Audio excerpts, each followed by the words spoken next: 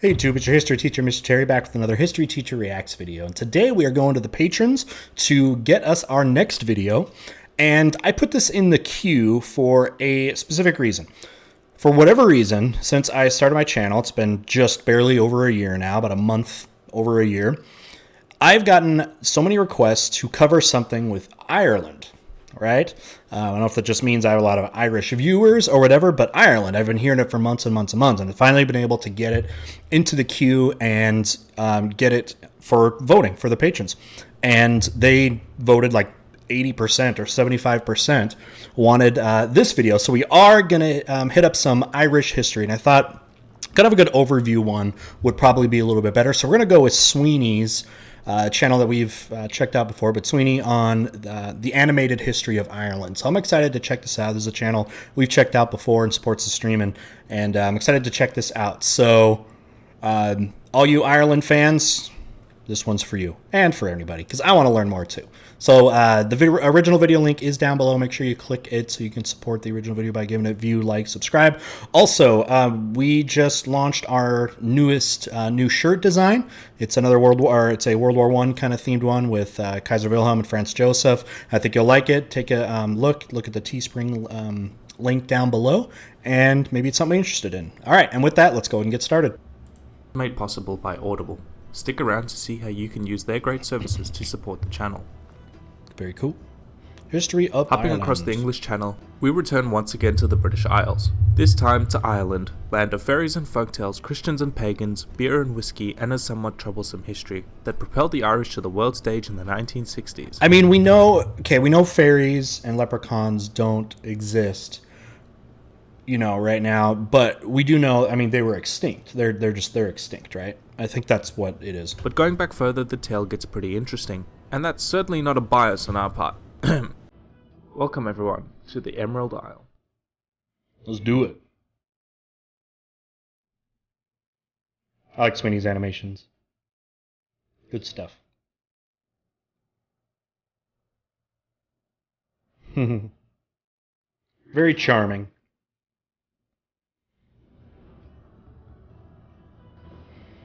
Ireland as we know it today is a single island entity and has been united for almost its entirety.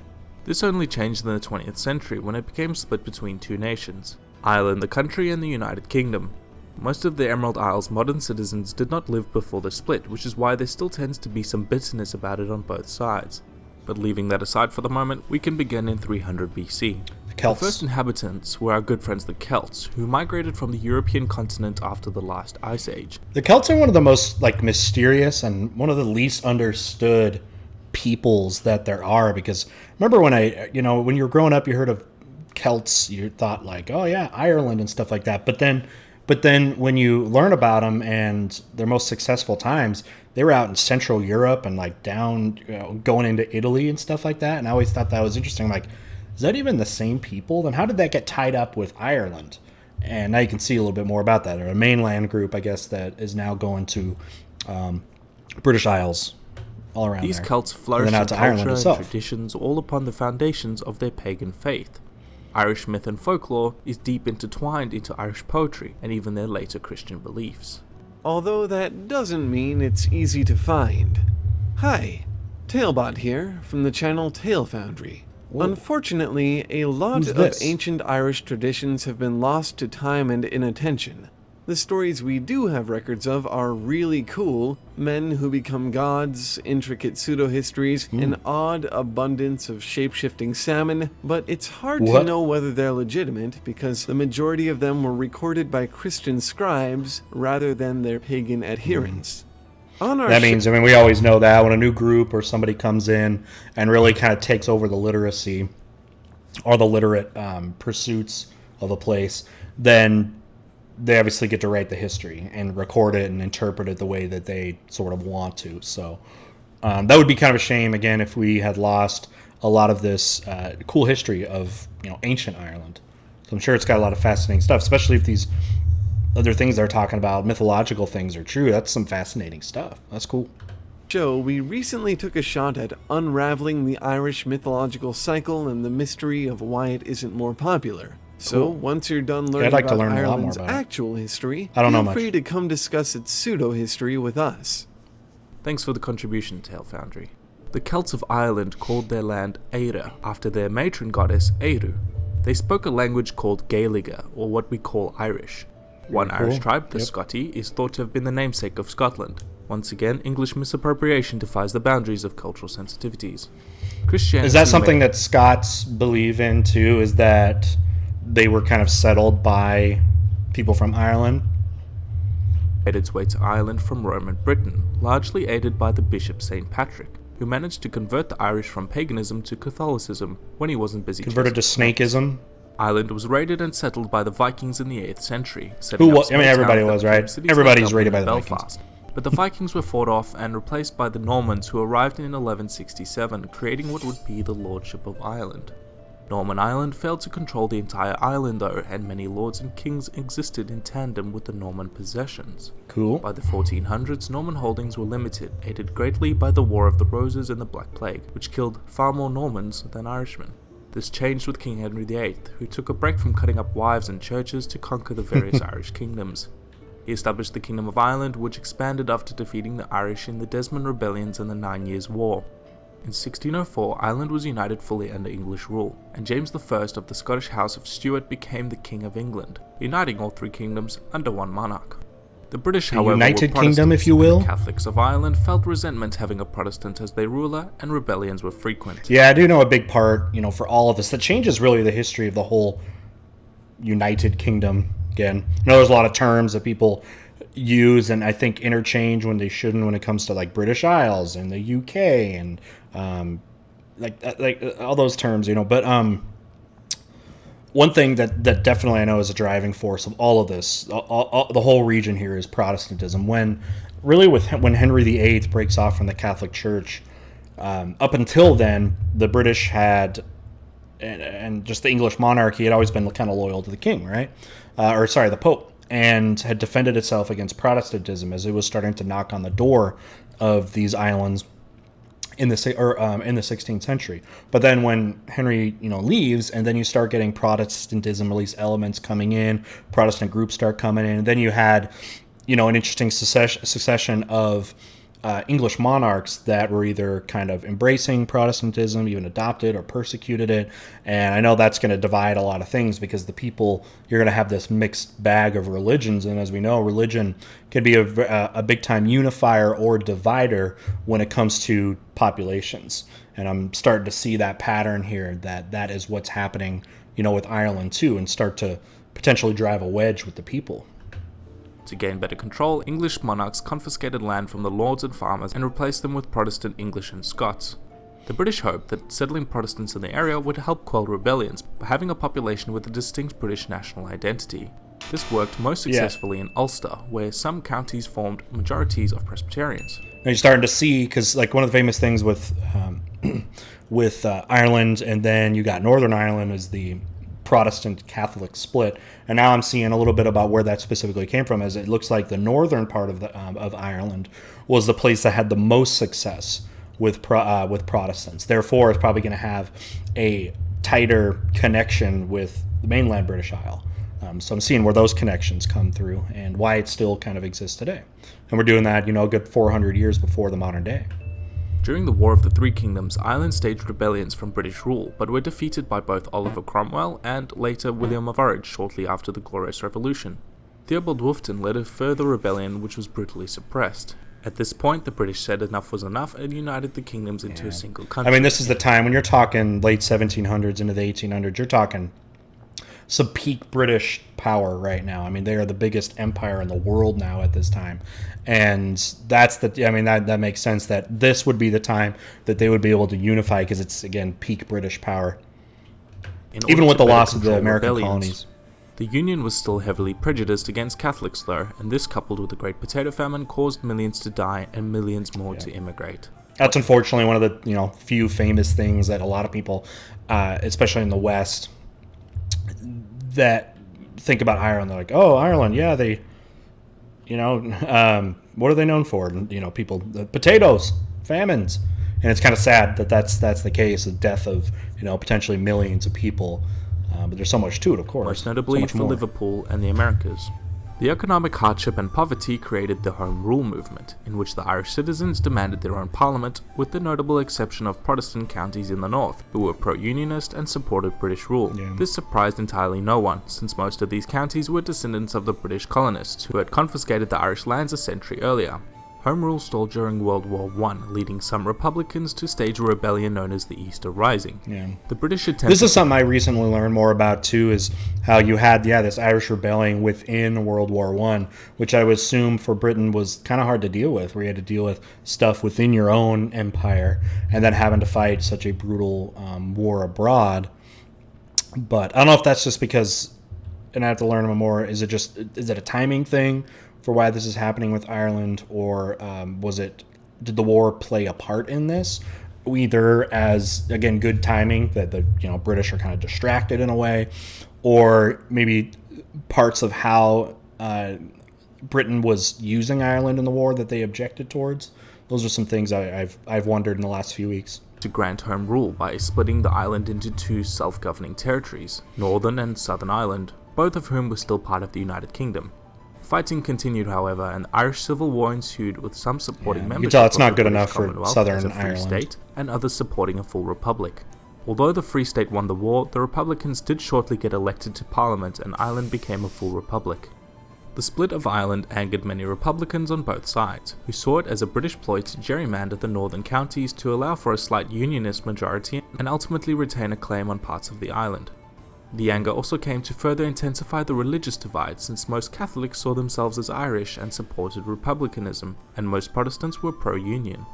The bitterness of the Irish Civil War was felt everywhere, and discrimination against Catholics was increasing in the north. Yeah. Peaceful civil rights protests... This is one I've heard a escalated. lot about, the violence that's happened between Protestants and Catholics, which is, I know, defined many recent decades with Irish history, and this is where I'm starting to hear more about this, and I know it very much continues here.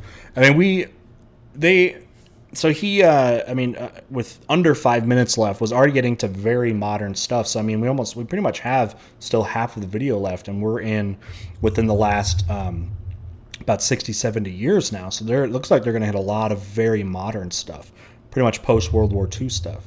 Later, just 1 decade after the war, in a conflict known as the Troubles, which is something you've probably heard of. Various unionist and nationalist paramilitary groups were formed, and the fighting continued for decades. The conflict boiled down to the Good Friday Agreement, when Ireland and Northern Ireland agreed to exist in a state of tandem, and if the majority of Northern Irish citizens voted to rejoin Ireland, the governments would allow this to happen. The agreement also affirmed the free movement of people through the border and made allowances for any Northern Irish born in Northern Ireland to attain Irish citizenship if they desire. This largely brought the conflict to an uneasy peace. Okay. Ireland joined the European Union in 1973, along with the UK and Denmark. The island became very prosperous, and economic growth became a large source of immigration. You would think this could definitely provide grounds for a much more unity than they probably had in the past, because being a member of the EU unifies so many different policies, and it allows for free movement of people within the EU. People can move freely and trade freely and that kind of thing. So I could see how this definitely could be a thing that could be positive if your goal is unity. They replaced the old Irish pound with the euro in 1999. The island's prosperity was halted in the 2008 global financial crisis, which significantly reduced Ireland's wealth. Many on both sides of the border have toyed around with the idea of reunification, and some have compared the situation to the division of East and West Germany. Resistance to unification Is it that said close? to be waning somewhat, even though some comparison? are still fiercely opposed. The discomfort of the division once again came to a head with the vote of Britain to leave the EU, Brexit. angering many who don't want to see a border erected between the two parts of the island. Yeah. The slim majority of And that the would, Northern because Irish being a member of the EU, even though Britain didn't accept the euro, right? Being a part of the EU is still a big deal, because again, like the free movement of people and trade agreements. So you could see, this I know is a very divisive thing for Ireland, Scotland, England, all of it. With the whole leaving the EU, the Brexit stuff, and that's definitely seemed like something that's been, what I've heard, has still been very divisive for all of it. voted to remain within the EU, bringing up a degree of resentment to the UK for forcibly removing them from it. Talks about the reunification of Ireland began immediately, and the idea has shown growing support, especially with the Scottish intention on holding a second independence referendum. Some view Irish unification as inevitable as older generations pass Is for it? an increasingly more liberal world. This is one of the questions I'll let you think about, especially if you're Irish. Is what is the current generation, of voters now? What are they? Is it getting more and more divided? Because I wasn't sure. I was kind of on the impression that not much has changed with the idea of a unification.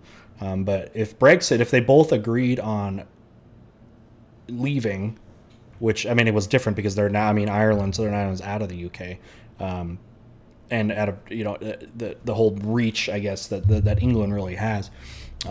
Is that close or not? I'd love to hear comments, and maybe he'll put up what he thinks. But let's see, especially if you're Irish, what do you think is the future of the potential of unity or continued disconnection between the two Irelands? And yet others too are skeptical.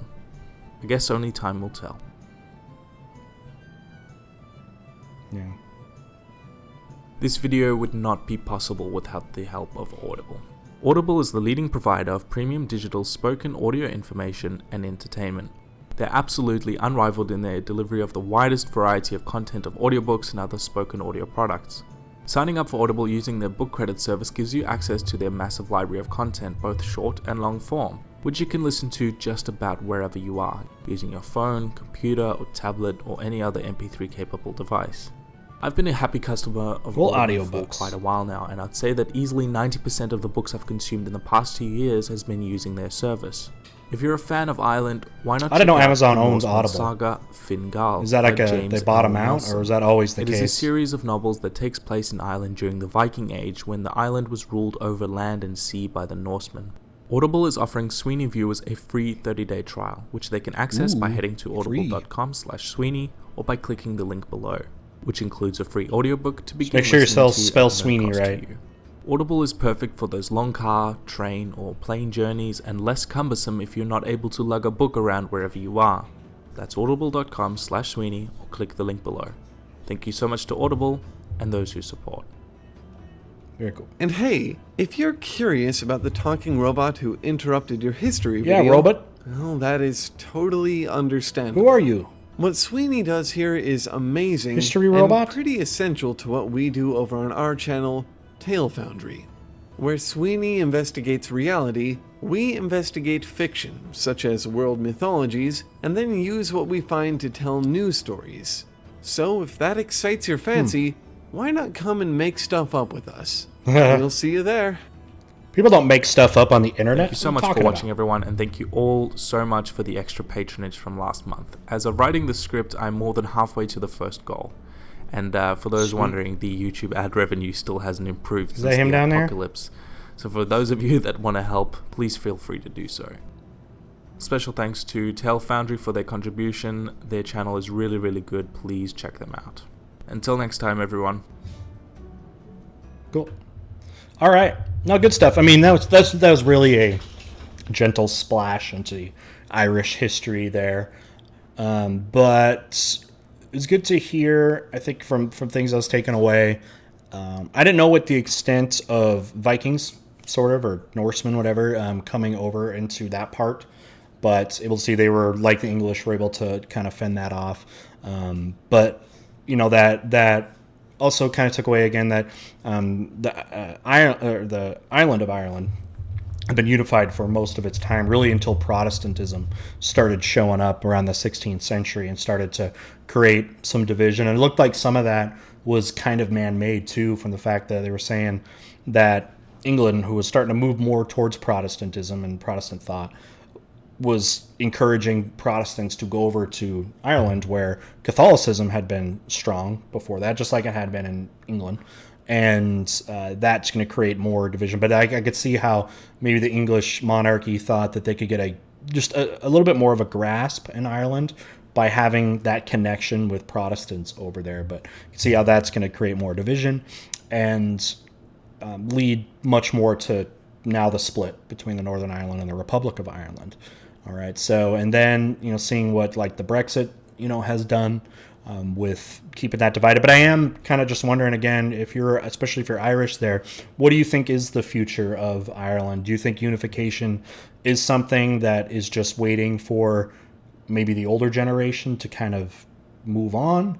and the new generation, you know, the people that are now voters and stuff like that, some of the first-time voters and all that, that next generation, where do they lie with it? Because yeah, I'm seeing those connections there for sure. So, well, cool. Definitely have to check into more. I would like to hear more about the Irish mythology. I think that would be kind of cool to see that and kind of what happened with that too. And so that's some of the things, you know, I'm thinking about. But anyway, before we again wrap up, link to the original video down below. Check out Suibhne for sure. Lots of cool history of certain countries that you can check out. Looks like he's got Ukraine over here, so that might be cool to check out as well as links to other stuff down below too. You can join our Discord community. We've got lots of people that love to talk history. If you're into gaming, got a gaming channel that I've been streaming a lot of fun stuff on, a lot of history related stuff as well, and the new shirt on Teespring, links down below too. But all right, well, with that, thanks to our patron pledgers though. They're the ones who got this video voted on for that. If that's something you're interested in as well, link is down below. You can find more info there, and I really appreciate everyone that's been supporting that way. All right, and with that, we'll see you next time. Bye.